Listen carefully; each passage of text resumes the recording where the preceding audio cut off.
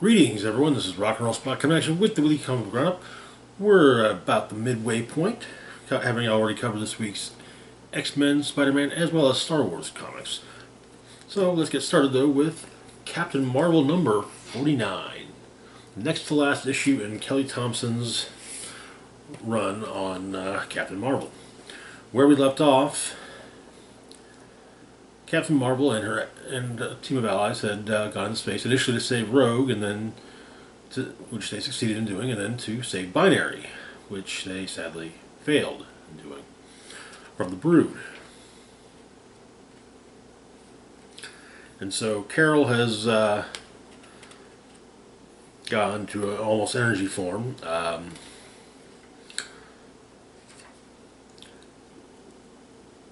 She's understandably pissed, and basically tells her allies, a mixture of X-Men and Avengers, to take Binary's body and get off the planet.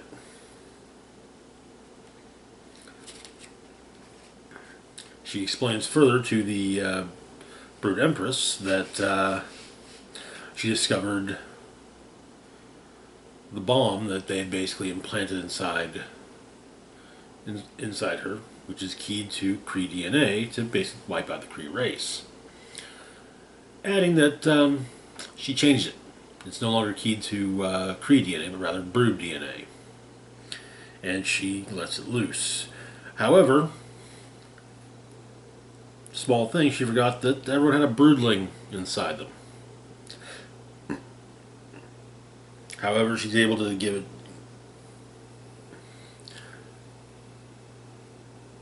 a smaller wave of the blast to basically counteract the broodlings and save the host, which works. She once again insists on everyone getting out of there, but they don't want to. They refuse. They're not going to leave Carol. Quenon explains to Rogue, however, that they got company coming. The X-Men. Cyclops, Forge, Iceman, Sync, Firestar, Talon, and Magic. And Forge notes from a scanner that there's a huge energy spike reading, and it's getting larger by the second. Quenon brings everyone up to speed. Polaris and Magic get Binary into stasis aboard the Thunderbird, and the X-Men go to save Carol. Rogue had an idea, and Gambit wishes her luck.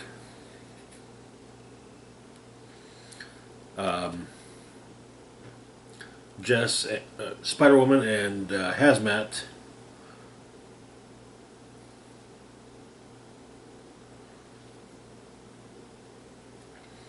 console each other for their grief over the fact they neither got to say goodbye to Binary. And while Carol takes on the Brood Empress, her combined allies go after the Brood themselves, and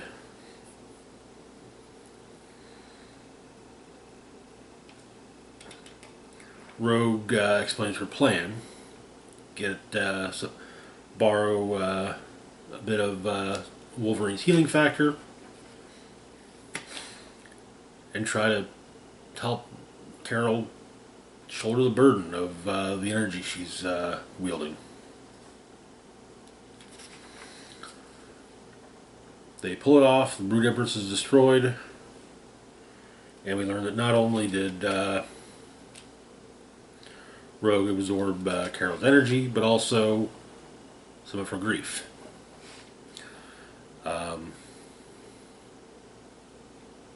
But Rogue explains that recently Jean had said something about wanting to be an X-Man again to help atone for the lives the Phoenix destroyed. And Rogue further explains to Gambit that her regret was always smaller, more personal. You know, making up for what she did to Carol all those years ago.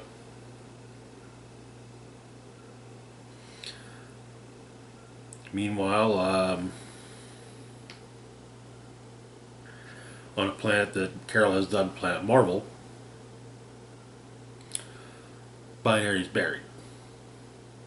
It's explained that the planet miraculously came alive as a result of Marvel's sacrifice to the Phoenix. Then Binary came alive there. Carol thinks it makes sense that Binary should be buried there.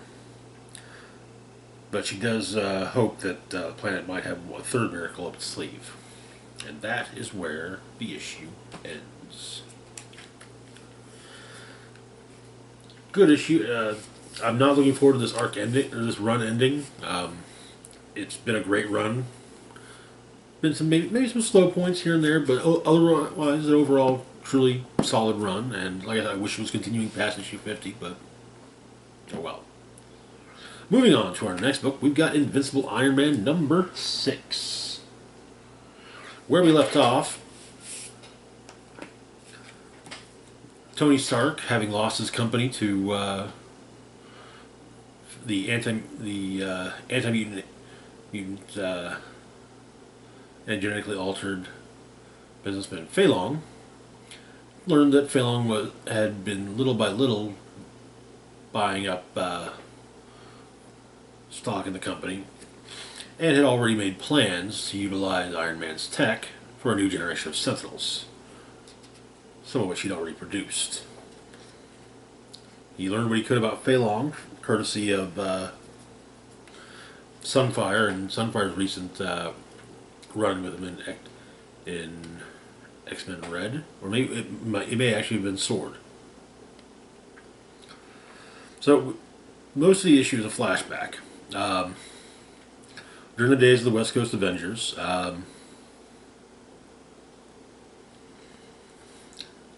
Tony in the Silver Centurion armor sparred with Hawkeye, Mockingbird, Wonder Man, and Tigra, who were all being mind controlled as part of a test. So it turns out that there was a further reason for it, and at this point in time, Iron Man was once again relegated to being not Tony Stark's alter ego, but rather Tony Stark's bodyguard. The general who arranged the sparring session, along with the mind control tech, explains that it's not to make a new weapon, but rather a new piece of defensive tech. Basically, figure out a way to make Magneto's helmet, or at least the what it is about the helmet that blocks telepathy, small enough to potentially be embedded underneath a person's scalp. However, someone apparently from Stark Enterprises, a Hazel Kendall, showed up and stole some of their the research. But they were caught, and they didn't manage to get it. So Tony heads to New York to deliver everything they've got to Nick Fury. Interesting enough, though, Fury isn't meeting Tony on the helicarrier, but rather in a shady part of Hell's Kitchen, which is not the most shady place that Fury's ever asked to meet. However, it's not Fury. Turns out that Iron Man's already been working on adding elements, basically what makes Magneto's helmet telepathy proof, into the helmets of the Iron Man armor. And in fact, it was none other than Emma Frost who attempted to steal the research, and it was mastered as Nick Fury and able to actually get it. And we learned that the rooftop in Hell's Kitchen is the rooftop of the bar with no name, and so Emma Frost has called for some of the bar's patrons, starting with Stiltman and Dr. Octopus, but also the Rhino, Sandman, and Hydro Man. as well as Turk Barrett and Electro. This apparently also led to Iron Man learning as much as he could about Spider-Man's rogues gallery, because he never really faced much of any of them. So he's able to take them down fairly easily. But during the scuffle, Dr. Octopus hits his helmet hard enough to crack part of it, and Emma's able to get into his mind, causing him to forget the entire incident, and Emma Frost as a whole. However, now he's remembered. Keep in mind also that throughout this, Tony's writing his memoirs. Later, War Machine shows up with a bunch of weapons. Got everything out of Tony's weapons cache undetected. And so Tony plans to make sure that the Stark Sentinels do not come online. If that means he's going to take down Stark Unlimited, well, so be it. And that is where the issue ends. Interesting issue. I'm enjoying the whole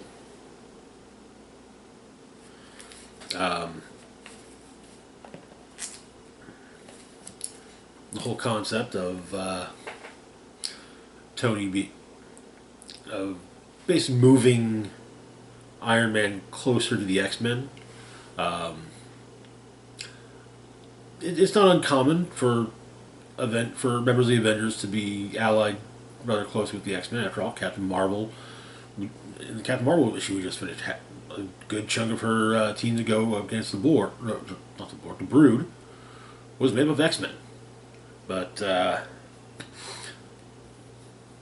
Tony rarely is portrayed as being close with the X-Men. I'm sure there are.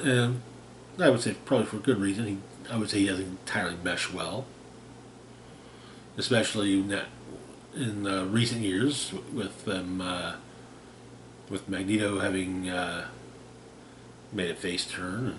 And, you've also got Polaris, so you got a couple people that can just rip him apart. But still, it's an interesting turn. I'm digging it. I know it's setting up the fact that Invincible Iron Man will be tying in with the upcoming Fall of X event. Moving on, though, to our next book, we've got I Am Iron Man number 3. So this is an anthology series, and none of the stories, none of the stories issue by issue bleed into the next. So in this issue, the Iron Shogun is dealing with Oni. Upon arriving at his village, however, he finds it burning, and his closest ally, Warmonger, hanging by his wrists, explaining that. But as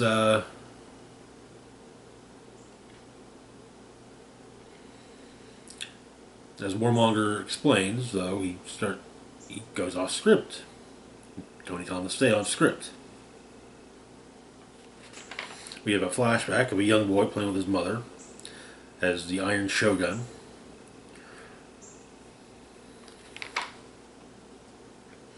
And we learn that this is all a Mojo production. Mojo has kidnapped Iron Man and War Machine, as well as the young boy and his mother. The boy wrote a script, though. And so,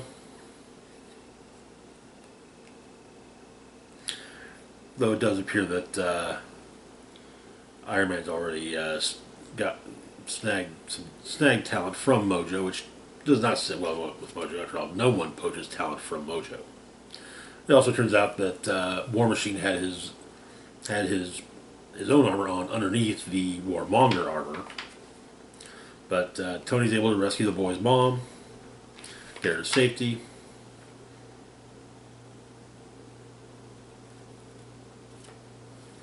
And Mojo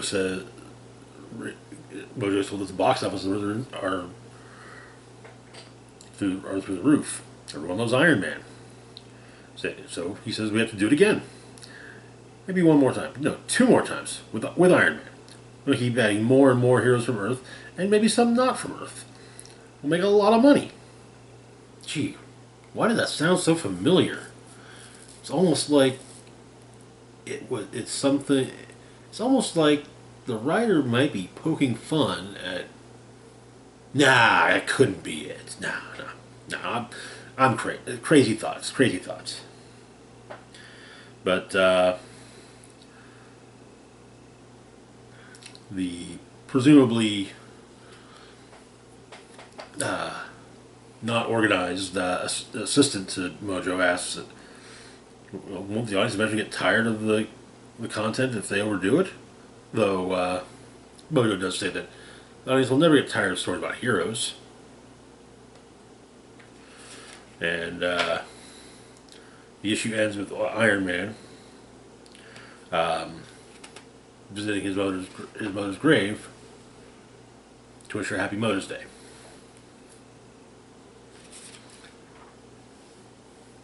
And a little note from the creative team explaining that Iron Man adores his mom. Despite his incredible intelligence, he was unable to prevent her death. For that reason, every mission to save someone else's mom is usually extremely personal. And the timing, well, Mother's Day, after all, is tomorrow, so. But anyway, solid entry in the miniseries, and I have to admit I'm surprised that we had not seen Mojo interacting with additional Marvel heroes than just the X-Men of late, especially given the prominence of the Marvel Cinematic Universe. But maybe that might change. It'd be fun to see, if nothing else. Even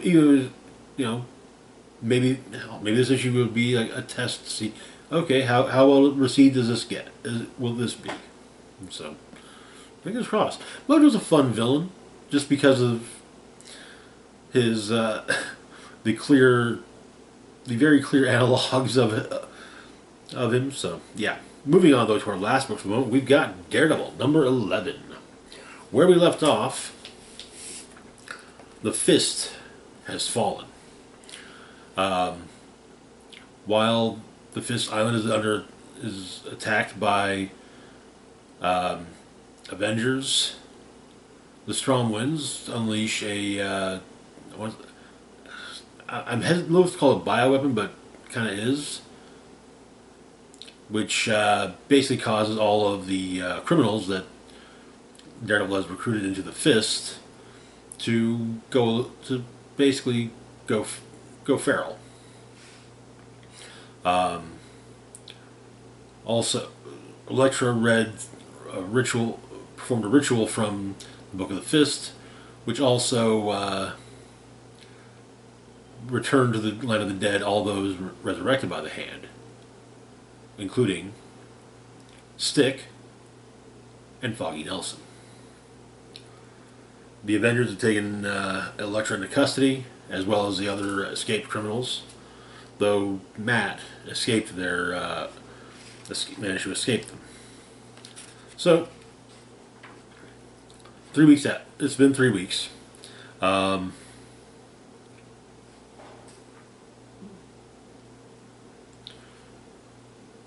Detective Cole resigns from the PD. Even working at IA, he just can't anymore. And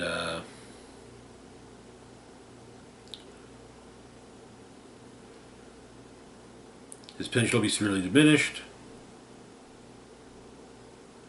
But and the deputy commissioner even suggests, you can put in paperwork citing PTSD and get Cole in front of a therapist. We can keep it sound his benefits, but yeah, no, Cole can't do it. Puts it that it's not enough. working internal affairs for a system that people can't trust. Can't have it on its head anymore. Turns out, though, that Matt has been staying with Cole. And when Cole returns home, he goes after... he attacks Matt. And kicks him out. Cole saying that they all did what Matt wanted them to do. They fought and they lost. And Matt doesn't get to wallow or pretend to be some ruined messiah. Things are bad, his friends are in trouble. Well, go fix it. And so, looking through the Book of the Fist, reading through it, Daredevil knows what he has to do. He goes to the strong ones. Seemingly to offer himself up to them.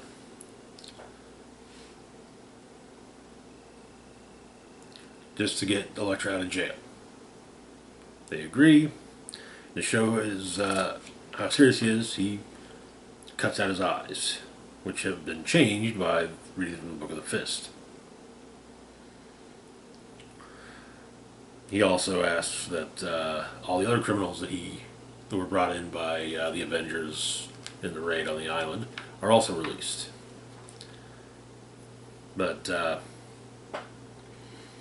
basically, it was all a ruse to get his people released, and to show the strong ones that he can get to them.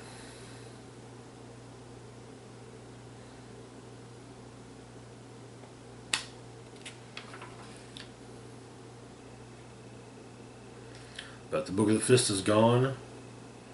Prisoners are free to be the men and women that God wants them to be. And Daredevil's wife is safe. All he has left to do is die. And that is where the issue ends. Yeah, this is definitely turning into an interesting run so far. It's one that I'm always curious to see where the next issue goes. Especially at this point. But anyway, that's going to do it for now. As always, feel free to like, share, and subscribe. Links to the giveaway launch video, as well as my Facebook, Twitter, Patreon, and PayPal can be found in the description box down below. This is Rock and Roll Spock signing off saying, live long and rock hard.